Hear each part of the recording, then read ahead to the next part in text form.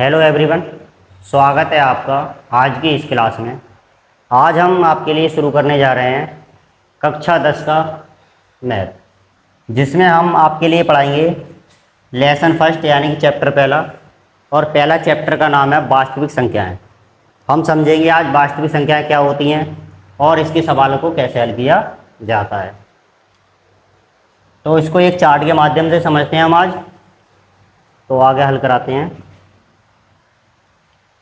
वास्तविक संख्याएं, real number. ये रियल नंबर क्या होती हैं, ये संख्याएं कैसी होती हैं, सुनो।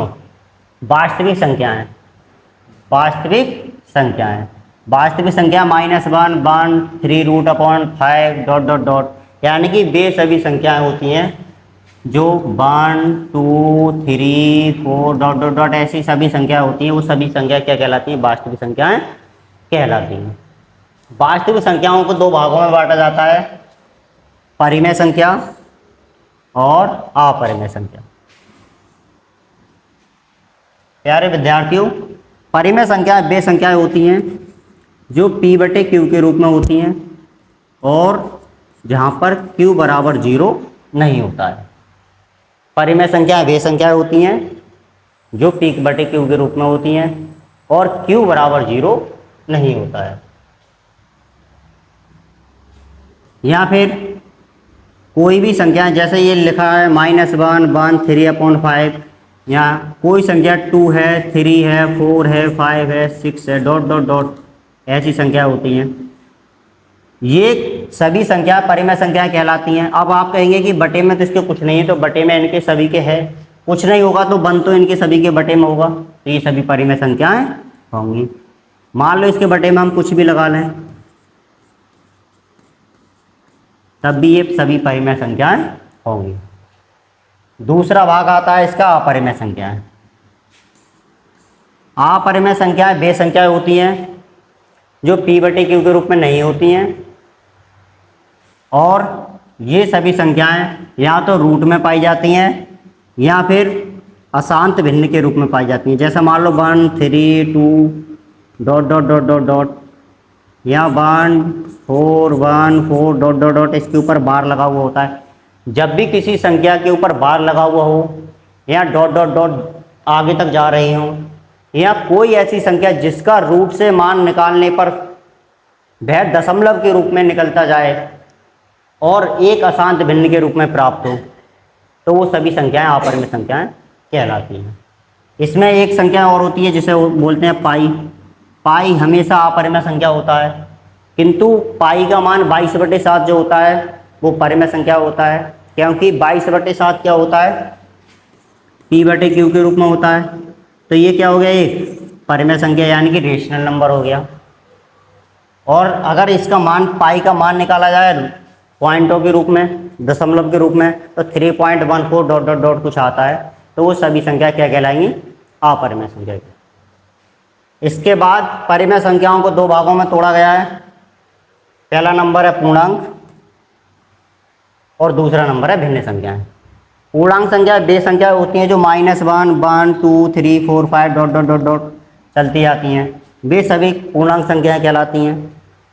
और भिन्न संख्याएं यानी कि फ्रैक्शन,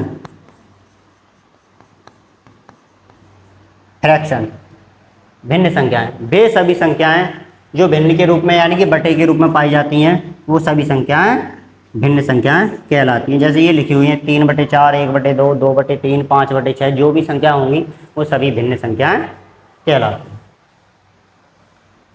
अब पूर्णांक संख्याएं, पूर्णांक संख्याओं को 3 भागों में तोड़ा गया है। पूर्णांक संख्याओं को 3 भागों में बांटा गया है।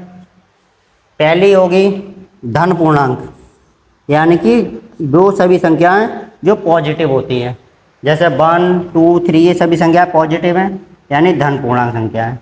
दूसरी, इसे पहला नंबर, इसे दूसरा।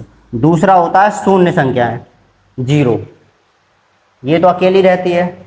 उसके बाद तीसरा नंबर रहता है ऋण पूर्णांक संख्याएं, वो संख्याएं जो सभी माइनस चिन्ह को शो करती हैं और माइनस चिन्ह के साथ होती हैं, वो सभी क्या कहलाती हैं, पूर्णांक संख्या, वो ऋण पूर्णांक संख्याएं कहलाती हैं। ठीक है दोस्तों, आगे बढ़ते हैं। अब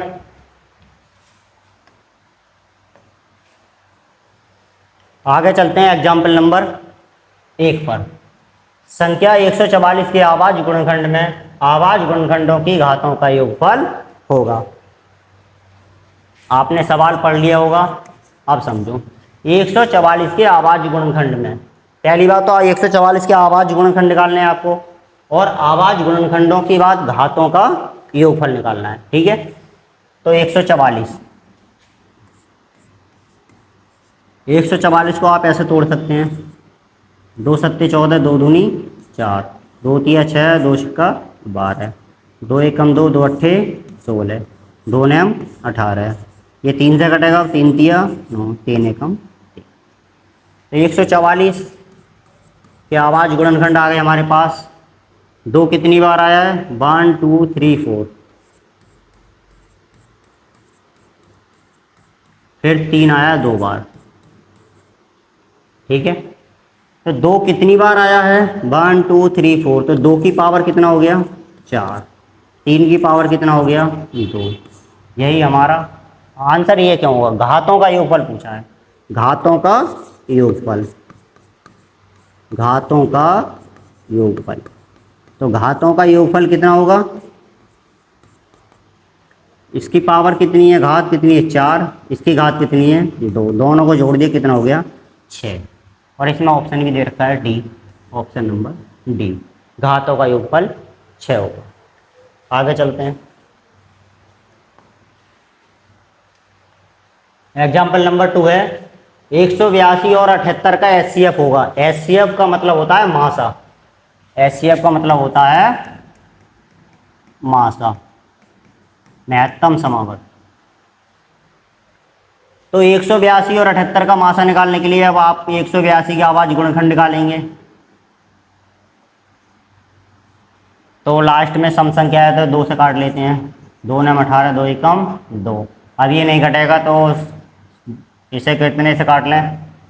13 सत्ते 91, यानी 7 से काट सकते हैं, और ये हो गया 13 एकम 13। उसके बाद 78 है तो 78 को भी काट सकते हैं हम। 2 तिया 6 और 2 नम 18, और ये हो गया 13 तिया 39। या 3 से काट लो, पहले छोटी संख्या से काटना सही रहता है, और 13 एकम 13। ठीक है, तो ये हो गया 182 के आवाज गुणनखंड कितने हो गए? 2 × 7 × 13, और 78 बराबर 2 × 3 × 13। हम निकालेंगे इसका एचसीएफ। देखो सभी की पावर 1 है, तो हमें एचसीएफ निकालना इसका आसान हो गया। 2 की पावर 1 इसमें है, 2 की पावर 1 इसमें है, और 7 की पावर 1 इसमें, 3 की पावर 1 इसमें, 13 की पावर 1 इसमें। 2 की पावर 1 इसमें है तो दूसरे वाले में भी 2 की पावर 1 है तो 2 हो गया। 7 इसमें है, इसमें नहीं है। 13 की पावर 1 इसमें है और 13 की पावर 1 इसमें है, तो ये हो गया 13। 13 दूनी 26। इसका एचसीएफ हो गया 26, ऑप्शन नंबर बी।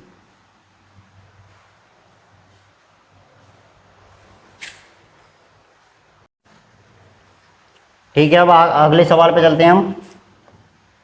अगला सवाल है, दिया गया है लासा 132 और 288 का लासा है 3168, तो मासा 132 288 का होगा। यानी कि हमें लासा दे रखा है 2 संख्याओं का और मासा ज्ञात करना है। ठीक है, तो सॉल्व करते हैं इसे। सबसे पहले एक फॉर्मूला होता है, मासा गुणा लासा बराबर पहली संख्या गुणा दूसरी संख्या। इसे बोलते हैं एचसीएफ इंटू एलसीएम बराबर फर्स्ट संख्या इंटू सेकंड नंबर। ठीक है, ये फॉर्मूला होता है। अब इसमें दे रखा है लासा, दे रखा है 132 और 288 का, तो इसमें लिखेंगे हम एलसीएम, इसी फॉर्मूले में लगा लेते हैं। एचसीएफ पूछा गया है तो एचसीएफ ऐसे रहने दो, HCF इंटू LCM कितना दे रखा है 3168 बराबर पहली संख्या कितनी है इसमें 132 और दूसरी संख्या कितनी है 288। प्यारे विद्यार्थी हमारी दोनों संख्या ही दे रखी है पहली और दूसरी, इन्हीं संख्याओं का ये लासा है और इन्हीं संख्याओं का क्या निकालना है हमें मासा। तो हम देखेंगे ये संख्या किसी न किसी संख्या से कट रही होगी या फिर हमें HCF निकालना है, नहीं काटना चाहते डायरेक्ट तो एक बार इसे बटे में भी ले जा सकते हैं। 132 और 288 बटे 3168, ये गुणा में इधर भाग में चला जाएगा। तो इसके लिए काट लो, पहले 4 से काट के देखते हैं। तो 4 सत्ते 28, 4 दूनी 8, इसे काटते हैं। 4 सत्ते 28, 3 बचा, 4 नेम 36 और 4 दूनी 8। फिर 4 से काट के देखते हैं इसे। 4 एकम 4, 3 बचा और 4 अट्ठे 32, इसे काट दो। 4 एकम 4, 3 बचा, 4 नेम 36, कितना बचा, फिर 3 बचा और 4 अट्ठे 32। फिर 2 से काट के देख लो। 2 नेम 18 और 2 नेम 18 और 2 नेम 18। 9 से काट दो इसे। 9 एकम 9, 9 एकम 9, ये 11 से कट जाएगा। 11 एकम 11, 2 बचा, 11 दूनी 22। प्यारे विद्यार्थियों पूरा कट गया, सिर्फ हमें क्या दिखाई दे रहा है 12 दिखाई दे रहा है जो कि नहीं कटा है, यही लास्ट बच गया। तो HCF हमारा कितना हो गया 12, या फिर हम लिखेंगे HCF 132 इंटू 288 का कितना हुआ 12। यही हमारा आंसर होगा, ऑप्शन नंबर बी। ठीक है विद्यार्थियों, अगले सवाल पर चलते हैं। संख्या 156 का अभाज्य गुणनखंड होगा। इसमें ऑप्शन नहीं दिए हैं, कोई बात नहीं, अभाज्य गुणनखंड पूछे गए हैं। तो 156 की अभाज्य गुणनखंड निकालेंगे हम। अभाज्य गुणनखंड निकालने के लिए 2 से भाग करते हैं इसे। 2 सत्ते 14 और 2 अट्ठे 16। 2 से काटेंगे, 2 तिया 6, 2 नेम 18, 9 3 12, 3 से काटेंगे, 3 एकम 3, 3 तिया 9, 13 एकम 13। इसके अभाज्य गुणनखंड होंगे तो यहाँ पर लिखेंगे 156 के अभाज्य गुणनखंड। अभाज्य गुणनखंड कितने होंगे 2 इंटू 2 इंटू 3 इंटू 13 इंटू 1। 2 कितनी बार आया 2 बार, तो इसकी पावर हो गई 2 इंटू 3 इंटू 13 इंटू 1। ये होगा इसका आंसर। ठीक है विद्यार्थियों, अगले सवाल पर चलते हैं। किन्हीं दो धनात्मक पूर्णांकों A और B के लिए 4 ऑप्शन दे रखे हैं, इसमें से कौन सा ऑप्शन सही होगा। अभी हमने आपके लिए बताया था एक फॉर्मूला HCF इंटू LCM बराबर फर्स्ट संख्या इंटू सेकंड संख्या। तो इसमें वही फॉर्मूला देखना है हमें। मासा और ये संख्या दे रखी है, ये तो कोई ऑप्शन नहीं बनेगा। दूसरा दे रखा है, मान लो A और B संख्या हमारे पास दे रखी हैं, तो पहली संख्या गुणा दूसरी संख्या बराबर लासा। मासा हमारे पास इसमें नहीं दे रखा है, तो ये ऑप्शन नहीं होगा। तीसरा है A B बराबर मासा और लासा, और दोनों संख्याओं का सिर्फ एक संख्या दे रखी है इसमें, और यहाँ पर दोनों लासा और मासा दे रखे हैं, तो ये भी ऑप्शन नहीं होगा। देखो ये दे रखा है, पहली संख्या गुणा दूसरी संख्या बराबर मासा गुणा लासा। दोनों संख्याओं का मासा लासा भी दे रखा है और संख्याएं भी दे रखी हैं, जो कि हमने अभी बताया था HCF इंटू LCM बराबर पहली संख्या गुणा दूसरी संख्या। ये वाला फॉर्मूला पूछा गया है। ठीक है, तो विद्यार्थियों ऑप्शन नंबर डी होगा। अगले सवाल पर चलते हैं। यदि 26 156 का लासा 156 है तो मासा का मान होगा। यानी कि 26 और 156 का क्या दे रखा है लासा दे रखा है, और हमें मासा ज्ञात करना है। ठीक है, तो कैसे करेंगे, फॉर्मूला लगा लेते हैं। HCF इंटू LCM बराबर फर्स्ट संख्या इंटू सेकंड संख्या। चाहो तो HCF और LCM के साथ में ये संख्याएं भी ले सकते हैं हम, एक साथ में। जैसा मान लो हमें HCF किसका चाहिए, कौन सी संख्या है, 26 इंटू 156 इंटू LCM किसका है, 26 और 156, 26, 156 बराबर ये संख्याएं दे रखी हैं, तो संख्याएं कौन सी हो गई, एक हो गई 26 और एक हो गई 156। HCF इसका निकालना है तो हम ये पूरा नहीं लिखते हैं, सिर्फ HCF लिख लेते हैं, इंटू LCM इसका कितना दे रखा है, 156 बराबर 26 गुणा 156। देखो प्यारे विद्यार्थियों, 156 से 156 कट गया एक बार में, तो इधर बचा हमारा HCF और इधर कितना हो गया, 26 एकम 26, तो HCF हमारा कितना निकल के आ गया, 26। Option number B. ठीक है विद्यार्थियों, आगे चलते हैं। उदाहरण नंबर 6 का दूसरा आइए। 15 और 25 का HCF 5 है, उनका LCM होगा। अब की बार दोनों संख्याओं का HCF दे रखा है, यानी कि मासा दे रखा है, तो हमें अगली इन दोनों संख्याओं का क्या निकालना है, लासा निकालना है। ठीक है, तो फॉर्मूला वही रहेगा सेम, HCF इंटू LCM बराबर फर्स्ट संख्या इंटू सेकंड संख्या। HCF हमारे पास कितना दे रखा है इन संख्याओं का, 5 इंटू LCM कितना दे रखा है, नहीं दे रखा है, तो LCM हमें ज्ञात करना है। बराबर पहली संख्या हमारे पास कितनी है इसकी, 15 और दूसरी संख्या कितनी है, 25।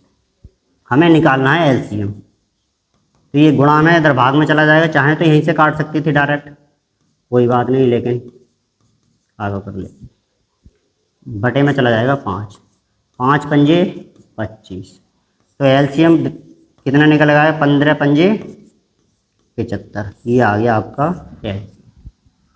और ये इसमें लिखा हुआ भी है, हल भी कर रखा है, ऑप्शन नंबर बी। आगे चलते हैं। एग्जाम्पल नंबर 7, वह बड़ी से बड़ी संख्या जिससे 245 और 1037 को विभाजित करने पर प्रत्येक दशा में शेषफल 5 प्राप्त होता है। प्यारे विद्यार्थी, यहाँ पर एक बात ध्यान से सुनने की है कि जब भी कभी किसी सवाल में बड़ी से बड़ी संख्या के लिए पूछे या मैक्सिमम संख्या के लिए पूछे, तो हमें उस संख्या का हमेशा से HCF यानी कि मासा निकालना होगा। और यदि वो छोटी से छोटी कभी भी संख्या बोले और संख्याएं दे रखी हों, तो उन संख्याओं को हमें क्या निकालना होगा, लासा। समझे विद्यार्थियों, तो हमें दोनों संख्याएं दे रखी हैं और सबसे बड़ी संख्या पूछी है, इसमें कोई बात नहीं। तो हमारे पास संख्या दे रखी है 245 और 1037 को विभाजित करने पर प्रत्येक दशा में शेषफल 5 प्राप्त होता है। प्रत्येक दशा में शेषफल 5 प्राप्त होता है, तो हम इसे हल करेंगे। पहली संख्या हमारे पास कितनी है, 245, दूसरी संख्या हमारे पास कितनी है, 1037। ठीक है विद्यार्थियों, जितना इनका शेषफल दे रखा है दोनों संख्याओं में से हम इसके शेषफल को माइनस करेंगे और बची हुई संख्याओं को हम आवाज गणनखंड विधि द्वारा तोड़ेंगे। तो 245 में से 5 गए तो ये हो गया 240, 7 में से 5 गए 2 बचे, ये हो गए 3, 1032। अब हमारे पास ये दोनों संख्याएं, इन दोनों संख्याओं का हमें क्या निकालना होगा, मासा यानी कि HCF। ठीक है, तो हम 240 की आवाज गुणनखंड निकालते हैं पहले। 240, 2 एकम 2, 2 दूनी 4, 2 छिक्का 12, 2 तिया 6, 2 एकम 2, 2 पंजे 10, 3 से कटेगा ये, 3 पंजे 15, 5 एकम।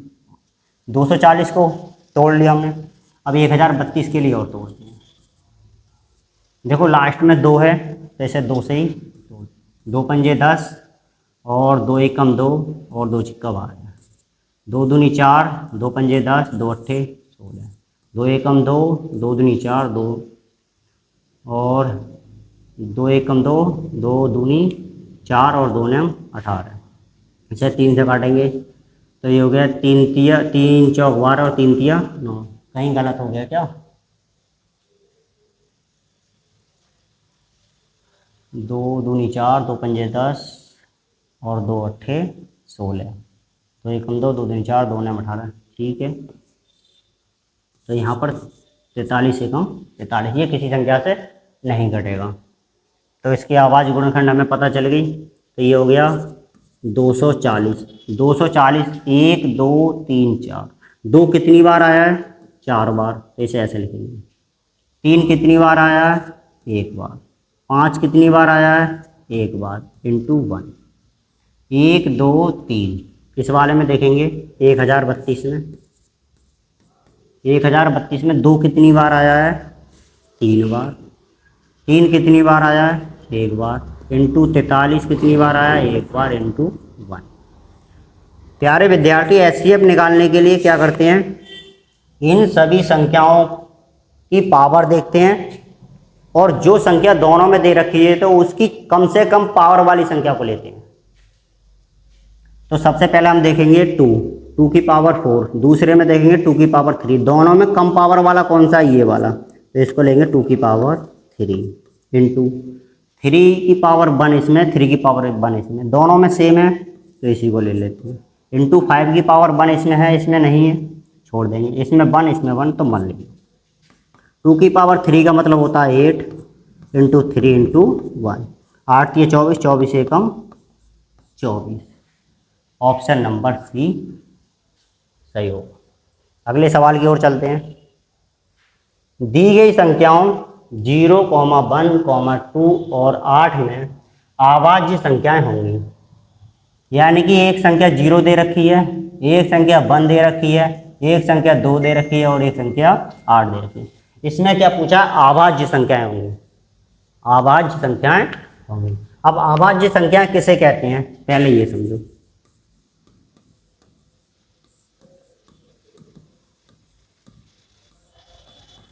अभाज्य संख्याएं वे संख्या कहलाती है जिनके अधिक से अधिक गुणनखंड सिर्फ और सिर्फ 2 होते हैं। एक तो वो स्वयं होगी और एक 1। जैसे मान लो 0, 0 तो ना तो अभाज्य होती है और ना ही भाज्य होती है। ऐसे ही सेम 1 रहता है, तो 1 क्या है? 1 भी अभाज्य संख्या नहीं होती है। लेकिन आपने कहीं पढ़ा हो या देखा होगा तो सबसे छोटी अभाज्य संख्या जो होती है वो 2 होती है। सबसे छोटी अभाज्य संख्या होती है 2 होती है, क्योंकि 2 को हम किसी संख्या से नहीं तोड़ सकते, ज़्यादा करेंगे तो हम सिर्फ 1 से मल्टीप्लाई करते हैं। 1 2, इसके फैक्टर कितने हो रहे हैं? 2, 2 एकम 2, यानी कि ये कितना हो गया? 2, तो ये कितना है? 2, यानी ऑप्शन नंबर सी। 8 को तोड़ेंगे आप तो 8 के कितने फैक्टर हो गए? 2 दूनी 4, दूनी 8 और 8 एकम 8, 1 2 3 4, इसके फैक्टर कितने हो रहे हैं? 4, यानी कि 2 से अधिक अगर किसी संख्या के फैक्टर होते हैं तो वो सभी संख्याएं भाज्य कहलाती हैं। ठीक है विद्यार्थियों, तो ये नहीं होगा, ऑप्शन नंबर सी। अगले सवाल पे चलते हैं। यदि लासा 12 21 का 84 दिया गया है तब मासा 12 21 का होगा। अब आप इस सवाल के लिए स्वयं करेंगे, ये आपके लिए होमवर्क है। ठीक है विद्यार्थियों, अगले सवाल पे चलते हैं। निम्न में से कौन सा सहअभाज्य संख्याओं का युग्म है? निम्न में से कौन सा सहअभाज्य संख्याओं का युग्म है? प्यारे विद्यार्थियों, सहअभाज्य संख्याओं का एक युग्म ज्ञात करना है हमें। तो ऑप्शन नंबर हमारे पास दे रखे हैं ABCD। अब इसमें हमें चेक करना है कि कौन सा सहअभाज्य का युग्म होगा। तो इसे समझने के लिए पहले एक बात पे ध्यान दो। सहअभाज्य गुणनखंड या सहअभाज्य युग्म निकालने के लिए हमें सबसे पहले ध्यान देना होगा मासा पे। जिन 2 संख्याओं का मासा 1 होगा वही संख्या सहअभाज्य संख्या होगी। अब इसमें देखते हैं हम 14 और 35, ये 7 से कट जाएगा, ये भी 7 से कट जाएगा, तो इसका मतलब इसका क्या हो गया? HCF 7 हो गया, तो ये ऑप्शन नहीं होगा। ठीक है विद्यार्थियों। दूसरा 18 और 25, ये किसी एक संख्या से कट सकते हैं? नहीं कट सकते, तो इसका मतलब ये होगा। अगले ऑप्शन पे चलते हैं। 13 और 31 ना, 31 और 93, 31 या 93, ये इसका मल्टीपल है 3 बार, तो ये ऑप्शन नहीं होगा क्योंकि इसमें 31 हो गया HCF इसका। और 32 और 62, इसमें भी 32 और 62 यानी कि 2 से विभाज्य हो जाएंगे ये, तो ये भी ऑप्शन नहीं होगा। या फिर समझने के लिए ऐसा समझो, 18 2 गुणा 3 गुणा 3 गुणा 1, अगली संख्या हमारे पास 25, 5 गुणा 5 गुणा 1। अब इसका एचसीएफ निकालो, तो एचसीएफ इसका कितना होगा, इसका एचसीएफ सिर्फ 1 ही तो होगा, ये दोनों में कॉमन है। ठीक है विद्यार्थियों, इसलिए ये होगा ऑप्शन नंबर बी सही। अगले एग्जाम्पल पर चलते हैं। निम्न में से कौन सा सहअभाज्य संख्या, ये तो सेम सवाल यही हो गया, ये हो चुका है, और ये ऑप्शन नंबर बी है। अगले पे चलते हैं। 11, 15, 18 और 24 का लासा होगा। 11, 15, 18 और 24 का लासा यानी कि एलसीएम होगा। तो निकालते हैं। 11 के लिए अगर आप तोड़ेंगे तो ऐसे मत निकालो, इसके लिए निकाल सकते हैं तो डायरेक्ट भी निकाल सकते हैं वैसे तो, और निकालना चाहें तो वैसे तो इसने कोई विधि भी ना दे रखी है इसमें, आप जिससे चाहें उससे निकाल सकते हैं। तो किस विधि से निकालें। एग्जाम्पल नंबर 11 है, 11 का नहीं पूछा गया, सॉरी 15, 18 और 24 का पूछा गया है। ठीक है, तो आवाज गुणनखंड विधि से ही निकालते हैं इसमें हाई स्कूल के सवालों में। तो क्या करते हैं, ये 3 5 जा 15 यानी 3 पंजे 15 और 5 एकम 5। अगली संख्या दे रखी है हमारे पास 18, इसको तोड़ेंगे। 2 नम 18, 3 तिया 9 और 3 एकम 3। अगली संख्या दे रखी है 24, 2 एकम 2, 2 दूनी 4, 2 छिक 12 और 2 तिया 6 और 3 एकम 3। सभी संख्याओं के गुणनखंड को लिखेंगे 15, ये हो गया 3 गुणा 5 गुणा 1, सभी की पावर 1 1 है। दूसरा है 18, 18 में 2 की पावर 1 और 3 कितनी बार आया, 2 बार इंटू 1। उसके बाद 24, 24 में क्या देखें, 1 2 3, 2 कितनी बार आया है, 3 बार, और 3 कितनी बार आया है, 1 बार इंटू 1। अब प्यारे विद्यार्थी एलसीएम निकालने के लिए एक बात पे ध्यान देंगे, हमने बताया था एचसीएफ, जब भी किसी संख्या का एचसीएफ निकालते हैं तो संख्याओं को देखते हैं और सबसे छोटी वाली पावर लेते हैं, तो वो एचसीएफ में होता है। लेकिन एलसीएम निकालने के लिए क्या करते हैं, एलसीएम निकालने के लिए संख्याओं को देखेंगे और संख्या उसमें कॉमन हो या ना हो, तीनों में सबसे बड़ी पावर को लेते हैं, सबसे बड़ी पावर को लेते हैं। जैसे इसमें 3 है, अब 3 तीनों में देखेंगे सबसे बड़ी पावर वाला कौन सा है, ये है हमारे पास, तो 3 की पावर 2। उसके बाद कितना आ गया, 5, 5 देखेंगे और कहीं पर है नहीं, अगर होता तो सबसे बड़ी पावर देख लेते, नहीं है तब भी इसे लेना पड़ेगा। एचसीएफ में ऐसा नहीं करते हैं। उसके बाद क्या बचा हमारे पास, 2 बच गया, और 2 में सबसे बड़ी पावर कौन सा है, ये वाला, 2 की पावर 3। और क्या बच गया हमारे पास, 3 हो गया, 5 हो गया, 2 हो गया, और बच गया हमारे पास 1। ठीक है विद्यार्थियों, 3 की पावर 2 का मतलब कितना होता है, 9, ये हो गया 5, और 2 की पावर 3 का मतलब होता है 8, 8 पंजे 40 और 4 नैम 36 यानी कि 360। 360 किसी ऑप्शन में है तो ऑप्शन नंबर डी में दे रखा। ठीक है विद्यार्थियों, भली बात ही समझे होंगे आप। अगले सवाल पे देखते हैं। एग्जाम्पल नंबर 12 दिया है, यानी कि दो संख्याओं का 99 और 153 का मासा दे रखा है 9, और लासा इनका पूछा गया है, लासा इसका पूछा गया है। ठीक है, तो निकालते हैं भाई, formula same, LCM into HCF बराबर पहली संख्या इंटू दूसरी संख्या। ठीक है विद्यार्थियों, एलसीएम दे रखा है हमें, यानी कि एलसीएम निकालना है, एचसीएफ दे रखा है, सॉरी एचसीएफ दे रखा है। एचसीएफ कितना दे रखा है हमारे पास, 9, तो एचसीएफ हो गया 9। पहली संख्या और दूसरी संख्या, ये दोनों हमारे पास ये संख्याएं दे रखी हैं, तो ये संख्या हो गई, पहली संख्या 99 और दूसरी संख्या 153। विद्यार्थी 9 से काट देंगे इसमें, 9 एकम 9, 9 एकम 9, तो एलसीएम बराबर हो गया 11 गुणा 153। 11 तिया 33 हासिल बचा 3, 11 पंजे 55 और 3 58 हासिल बचा 5, 11 कम 11 और 5 16, 1683। ऑप्शन नंबर डी इस पर टिक लगा हुआ भी है, ऑप्शन नंबर डी सही होगा। अगले सवाल पे चलते हैं। संख्याओं 12 और 20 का एलसीएम होगा, संख्याओं 12 और 20 का एलसीएम होगा। इस सवाल के लिए आप स्वयं करेंगे, ये आपके लिए होमवर्क। ठीक है विद्यार्थियों, ऑप्शन इसके दे रखे हैं। अगले सवाल पर चलते हैं। संख्याओं 49 और 91 का एचसीएफ होगा, 49 और 91 का HCF होगा। चलो इसको हल कर लेते हैं। एक संख्या दे रखी है 49, इसे यहाँ लिख लेते हैं, और एक संख्या दे रखी है 91। हम दोनों के आवाज गुणनखंड निकालते हैं। तो 49 को 7 के अलावा किसी संख्या से नहीं काट सकते। 7 7 49, 7 एकम 7। ऐसे 91 दे रखा है, तो इसे 7 से काट लेंगे। 7 एकम 7 और 7 तिया 21 और 13 एकम 13। तो ये हो गया 7 गुणा 7 गुणा 1। ये हो गया 7 गुणा 13 गुणा 1। क्या पूछा है इसका? HCF। HCF में क्या कहते हैं? दोनों, पहले ही बात तो इसको देखेंगे इसमें कॉमन क्या है, या कॉमन ना देखो तो पावर देख लो। 7 की पावर 2 इंटू 1 और 7 की पावर 1 इंटू 13 की पावर 1, ऐसे लिख सकते हैं। ऐसे मतलब को यहीं पर लगा लो इसकी पावर, कोई फर्क नहीं पड़ता। इसकी वही पावर 1, इसकी पावर। अब देखेंगे हम 7 इसमें है, 7 इसमें है, तो HCF में कम पावर वाला लेते हैं। 2 की, इस पर 7 की पावर 2 है, इस पर 7 की पावर 1 है, तो इस पर लेंगे हम 7 की पावर 1 इंटू, इसमें 7 और 1 है, इसमें 13 और 1 है। इसका मतलब आगे कुछ नहीं होगा, सिर्फ और सिर्फ 1 बचेगा। 7 की पावर 1 का मतलब 7 ही होगा। ऑप्शन दे रखा है, ऑप्शन नंबर ए। आगे चलते हैं।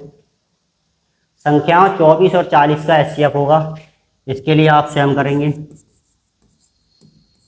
ये भी आपके लिए क्या होगा? होमवर्क होगा। 36 इसका भी, इसको भी आप स्वयं करेंगे। नहीं होता है तो कमेंट बॉक्स में बताएंगे। दो संख्याओं के एलसीएम और एचसीएफ क्रमशः इतने और इतने हैं।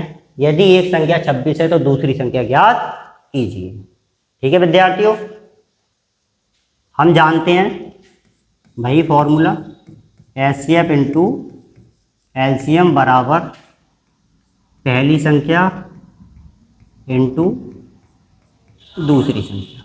ठीक है विद्यार्थियों, इन्होंने दे रखा है एलसीएम और एचसीएफ क्रमशः कितना कितना है? 182 और 13। यानी कि हमारे पास पहले दे रखा है एलसीएम, तो एलसीएम कितना हो गया? 182 और एचसीएफ कितना दे रखा है? 13, तो ये हो गया 13 बराबर। यदि एक संख्या 26 है, पहली संख्या कितनी दे रखी है? 26, और दूसरी संख्या इन्होंने पूछी है, तो दूसरी संख्या हम लिख लेते हैं। ठीक है विद्यार्थियों, चाहे तो अगर समझ में नहीं आता हो तो इसे ऐसा भी लिख सकते हैं हम। एचसीएफ बराबर कितना है? 13, और एलसीएम बराबर कितना है? 182, और पहली संख्या कितनी है इसमें? 26, और दूसरी संख्या हमसे पूछी गई है। यदि ये ऑप्शन में है तो आपको ये बातें सारी लिखनी नहीं पड़ेंगी, क्योंकि आप हाई स्कूल के पेपर में आप जानते हैं 20 नंबर के ऑप्शन है, तो इतना दिमाग नहीं लगाना है हमें और इतनी भी कैलकुलेशन नहीं करनी। ऑप्शन के लिए सिर्फ हमें डायरेक्ट ही करना होगा। ठीक है, तो ये 13 से कट जाएगा, 13 दूनी 26, और 2 से ऐसे काटेंगे, 2 9 18, 2 एकम 2, तो इधर बच गया 91 और ये हो गया सेकंड संख्या। ठीक है, यही आपका आंसर होगा। ऑप्शन नंबर कौन सा है? Option number D. प्यारे विद्यार्थी, ये 20 नंबर के ऑप्शन जैसा आते हैं उसके अकॉर्डिंग सवालों को हल किया जा रहा है, ज़्यादा समय इसमें नहीं लगाना है आपके लिए। आगे चलते हैं। दो संख्याओं के एचसीएफ और एलसीएम क्रमशः 24 और 360 हैं। यदि एक संख्या 72 है तो दूसरी संख्या क्या होगी? अभी सेम कराया है, उसी के जैसा करना है। ठीक है, और ये आप स्वयं करेंगे, आप स्वयं करके देखेंगे तभी आपको कुछ नॉलेज ज़्यादा होगी। ठीक है, अगले सवाल पे चलते हैं। संख्याओं 6 और 20 के आवाज गुणनखंड विधि से एचसीएफ और एलसीएम ज्ञात कीजिए। आवाज गुणनखंड विधि द्वारा एलसीएम और एचसीएफ इसके दोनों ज्ञात करने हैं। ठीक है, एक साथ, तो कोई बात नहीं। संख्याएं मात्र छोटी छोटी दे रखी हैं 6, इसके आवाज गुणनखंड कितने होंगे? 2 3 6 और 3 एकम 3। अगली संख्या दे रखी है 20,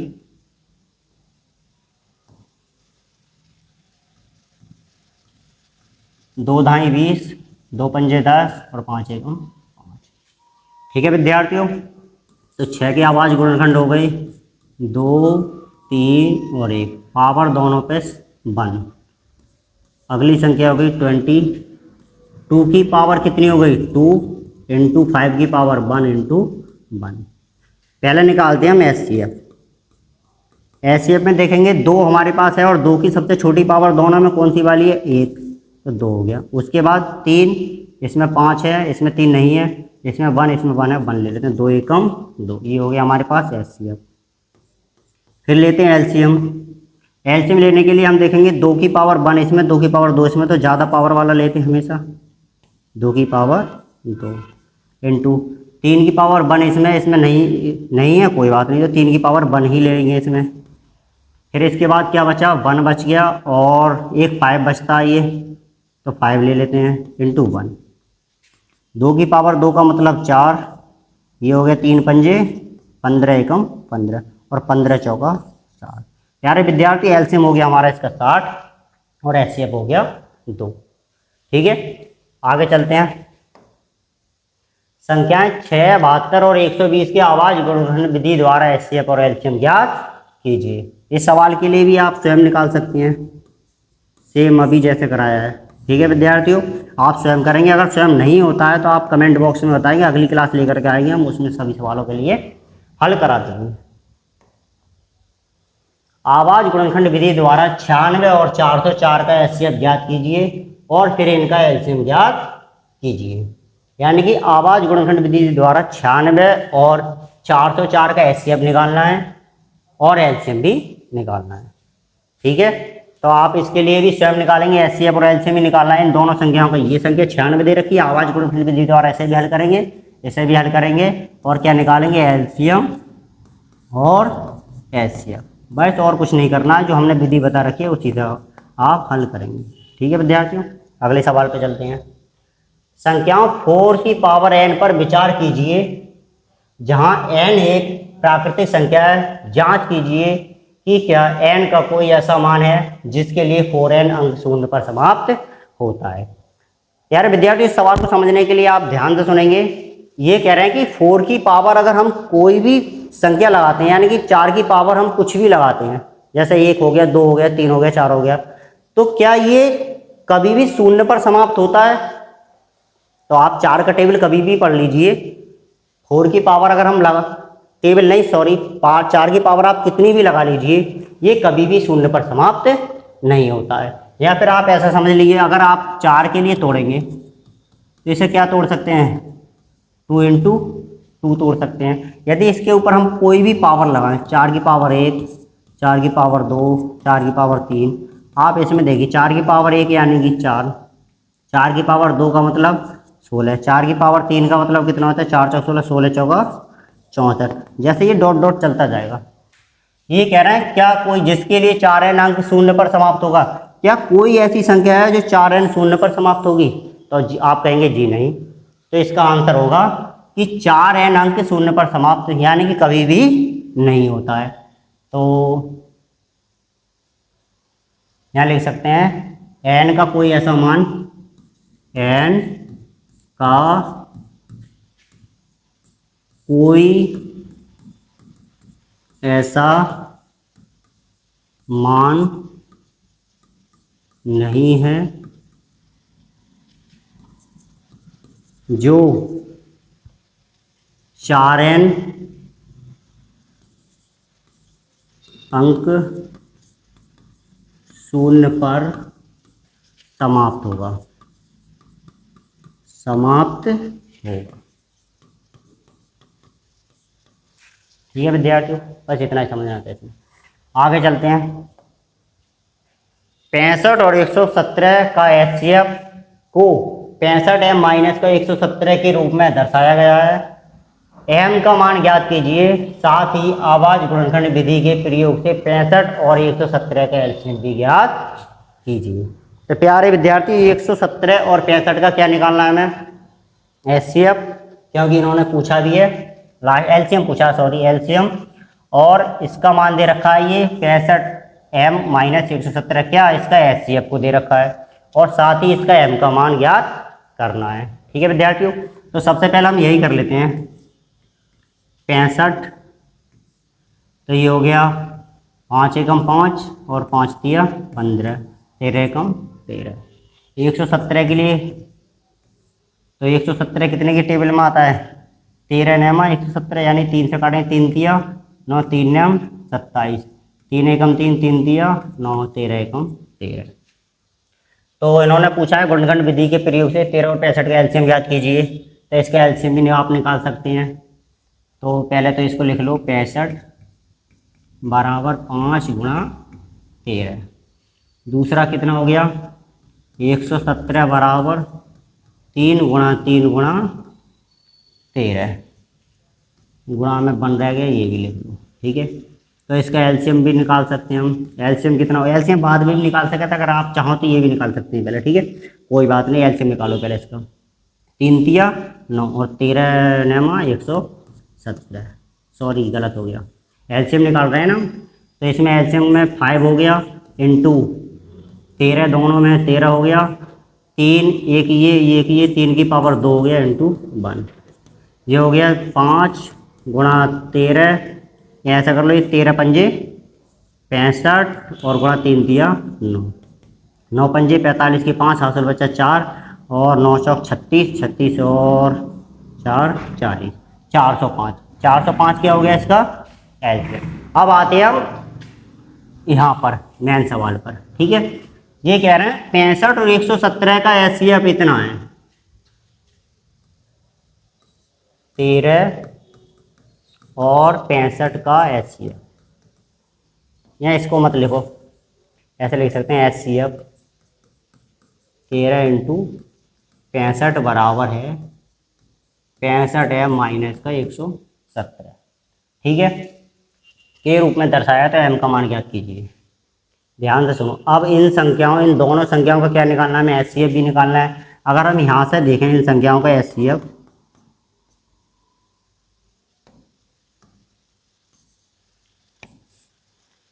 एचसीएफ बराबर, देखो 5 इसमें है, इसमें नहीं है, 13 इसमें है, इसमें है, दे रखा है 13 की पावर सबसे छोटी कितनी, एक ही होगा, इसमें 1, इसमें 1, तो एचसीएफ कितना हो गया 13।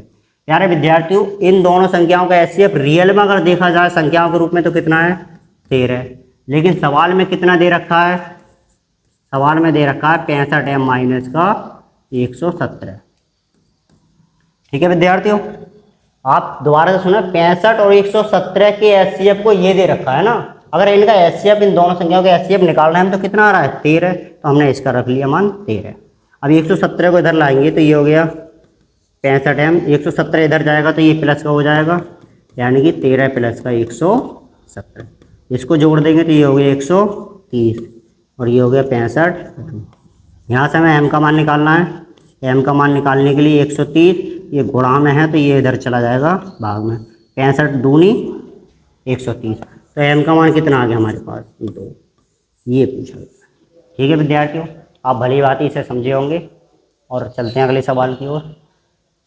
अगला सवाल दे रखा है एग्जाम्पल नंबर 24, यानी निम्नलिखित गुणनखंड वृक्ष को पूरा कीजिए और एक्स वाई तथा जेड के मान ज्ञात कीजिए। ठीक है, तो अब ये वृक्ष विधि दे रखी है और वृक्ष विधि में हमें क्या करना है कि एक्स वाई जेड के मान ज्ञात करने हैं। तो देखो यहाँ पर ध्यान से, जब भी हम किसी वृक्ष विधि में, ये सुनो, कोई भी संख्या दे रखी है, मान लो हमने 8 के लिए तोड़ा, तो 8 के लिए क्या तोड़ सकते हैं, सबसे पहले 2 में तोड़ सकते हैं, 4 गुणा 2 या 2 गुणा 2। अगर हमें इनमें यहाँ पर मान लो इसका x मान लो या 8 मान लो, तो इन दोनों की मल्टीप्लाई करके ही तो 8 आ रहा होगा। ऐसे हम क्या करते हैं, इन दोनों की मल्टीप्लाई करके ही तो x आ रहा होगा, इन दोनों की मल्टीप्लाई करके ही तो y आ रहा होगा, इन दोनों की मल्टीप्लाई करने के बाद ही तो ये आ रहा होगा, और इन दोनों की मल्टीप्लाई करके ही तो ये आ रहा होगा। ठीक है विद्यार्थियों, तो हम देखते हैं सबसे पहले, देखो इन दोनों की मल्टीप्लाई करेंगे यहाँ पर तो x का मान निकलेगा, यानी कि x बराबर कितना होगा 2y, कितना होगा 2y। और यदि हम y का मान निकालेंगे, यहाँ से y का मान निकालेंगे तो इन दोनों की मल्टीप्लाई करनी पड़ेगी, यानी कि 3 इंटू 1855, इन दोनों की मल्टीप्लाई करो, 3 पंजे 15, 3 पंजे 15 और 1 16, 3 अट्ठे 24 और 1 25, 3 एकम 3 और 2 5, 55 65। y का मान कितना आ गया 55 65, तो हमें x का मान निकालना आसान हो जाएगा। देखो y का मान कितना 55 65, तो यहाँ पर रख दो 55 65, 2 पंजे 10, 2 छिक्का 12 और 1 13, 2 पंजे 10 और 1 11, 2 पंजे 10 और 1 11, ये आ गया 11 130। y का मान आ गया, किसका मान रह गया हमारे पास z का, और z हमारे पास कहाँ पर है, ये रहा। तो हम इन दोनों की मल्टीप्लाई करेंगे बराबर 371, यानी कि इन दोनों की मल्टीप्लाई करने के बाद 371 आएगा। तो ऐसे लिख सकते हैं हम 371 को दो रूप में तोड़ा गया है। किसके रूप में? एक 7 इंटू जेड। 7 से ये कट जाएगा नहीं, तो काट के देखते हैं। 7 पंजे 35 और 7 या 21। तो जेड का मान कितना आ गया? 53। प्यारे विद्यार्थी, ये सभी मान एक्स बाई जेड के आ गए। ठीक है।